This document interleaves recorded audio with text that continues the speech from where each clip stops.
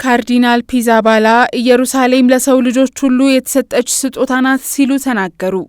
የኢየሩሳሌም የላቲን ፓትርያርክ ካርዲናል ፒር ባቲስታ ፒዛባላ በጦርነቱ ወቅት ቤተክርስቲያን በቅድስት ምድር ውስጥ ስላላት ተልእኮ ጥልቅ ማብራሪያ የሰጡበት ሰፊ ሐዋርያዊ ደብዳቤ ያሳተሙ ሲሆን የኢየሩሳሌም ከተማ የጦር ምርኮ ሳትሆን የሰው ልጅ ቅርስ መሆኗን አጽንኦት ሰጥተዋል። በታላቅ ደስታ ወደ ኢየሩሳሌም ተመለሱ በሚል ርዕስ የቀረበው ደብዳቤ ኢየሩሳሌም የሁሉም ናት የሚል መልእክት ያለው ሲሆን በከተማዋ ውስጥ የሚከሰቱ ክስተቶች በቢሊዮን የሚቆጠሩ አማኞችን እንደሚነኩና ዓለም አቀፉ ማህበረሰብ የኢየሩሳሌምን ሁለንተናዊ ተልእኮ የመጠበቅ ግዴታ እንዳለበት ጠቁሟል።